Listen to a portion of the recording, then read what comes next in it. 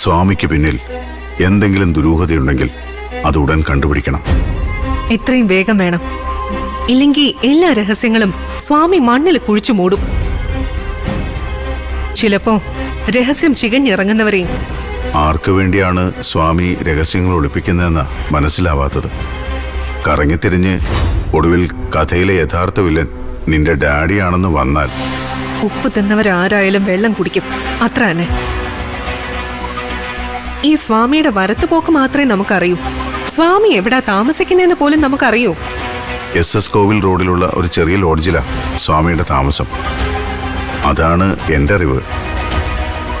മാസം 3000 രൂപ മാത്രം വാടകയുള്ള ചെറിയൊരു ലോഡ്ജ്. ആ ലാളിത്യ ജീവിതമൊക്കെ ആ കള്ളന്റെ അടവാ. ഡാഡിയെ പറ്റിച്ച് അമക്കിയതൊക്കെ അയാളുടെ രഹസ്യ അക്കൗണ്ടിലുണ്ട്, എനിക്ക് ഉറപ്പാ. സ്വാമിയാണ് ശരിക്കും തങ്കച്ചിയുടെ മാനേജർ എന്നാ എനിക്കിപ്പോ തോന്നുന്നേ. പഴയ നേഴ്സ് സീതാലക്ഷ്മിയുമായി സ്വാമിയുടെ കണക്ഷൻ എന്താണെന്ന് കണ്ടെത്തണം. തങ്കച്ചി എന്ന സീതാലക്ഷ്മിയെ ആരാണ് സ്വാമിയുടെ അടുത്തേക്ക് എത്തിച്ചതെന്ന്. അത് വേണം. അത് മാത്രമല്ല, ഡോക്ടർ സുനിത കൊല്ലപ്പെട്ട അന്ന് സ്വാമിയുടെ ആക്ടിവിറ്റീസ് എന്തായിരുന്നു എന്ന് ഒന്ന് തേടി പിടിച്ചെടുക്കാൻ വേണം. അന്ന് കാറിന്റെ കാര്യം പറഞ്ഞപ്പോ സ്വാമി ഒന്ന് പതറിയത് കണ്ടോ? എല്ലാം കണ്ടെത്തും. ഒന്നും മാറ്റിവെച്ച് കഥ അവസാനിപ്പിക്കില്ല.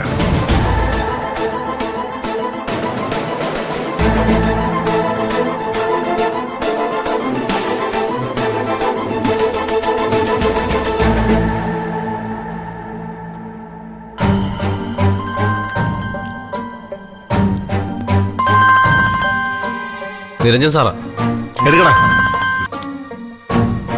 ഹലോ സാറേ. എവിടാ വരുന്നത്? ഞാനിവിടെ ഇരുട്ടത്തിരിക്കുന്നു. അല്ല, ഇരുട്ടിന്റെ കൂടെ ഇരുട്ടത്തിരിക്കുന്നു.